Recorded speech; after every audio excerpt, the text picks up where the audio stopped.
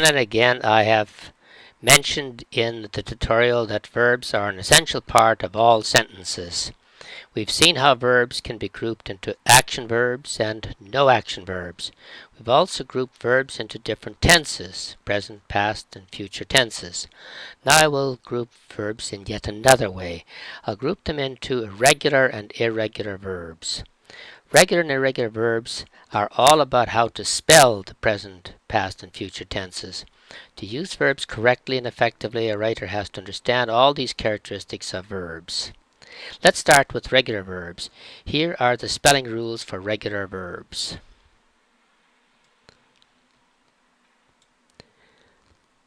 The present is unchanged. I call my mother every day, first person present tense of the verb call. You call my mother every day, second person present tense of the verb call. Jane calls my mother every day, third person present tense of the verb call. Note the addition of s. The past tense is formed by adding ed to the present tense. I called her yesterday, first person past tense of the verb call. You called her yesterday, second person past tense of the verb call. Jane called her yesterday, third person past tense of the verb call. The future tense is formed by adding shall or will to the present tense. I will call her tomorrow, first person future tense of the verb call. You will call her tomorrow, second person future tense of the verb call. Jane will call her tomorrow, third person future tense of the verb call. Chart 1, see below, lists the common regular verbs. I suggest you create a chart of these words for yourself and post it by your desk. Now let's look at irregular verbs. Irregular verbs are verbs in which the past tense does not end in ed, but is formed in various ways. The most common way is to change the vowel. I ring the handbell in the choir. Ring is the present tense of the verb. The teacher rang the bell at 9 a.m. Rang is the past tense of the verb ring. The bell will ring at 3 p.m. this afternoon. Will ring is the future tense of the verb ring. Chart 2 below lists the irregular verbs.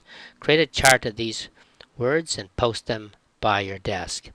Finally, there is one group of irregular verbs where the spelling of the past tense is totally inconsistent. You simply have to memorize the spelling of these words. Here are some examples. They lose most of the soccer games they play. Lose is the present tense. They lost their game by a score of 2-1. Lost is the past tense of the verb lose. They will not lose any more games this season. Will lose is the future tense of the verb lose.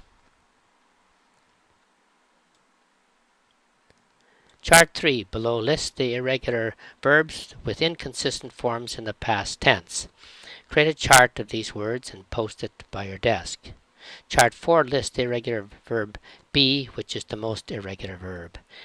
Memorize these words. I realize that I have asked you to memorize 4 charts of verbs. There's no easy way to remember how to use verbs correctly. Copy these charts from the text version of this tutorial in sponsorvillage.ca. That's all. Thanks for listening. Try the following activities to find out how well you understand how to use regular and irregular verbs. After you have watched this tutorial, go to sponsorvillage.ca for assignments on regular and irregular verbs. Go to Grammar in the top navigation bar and click on Regular and Irregular Verbs.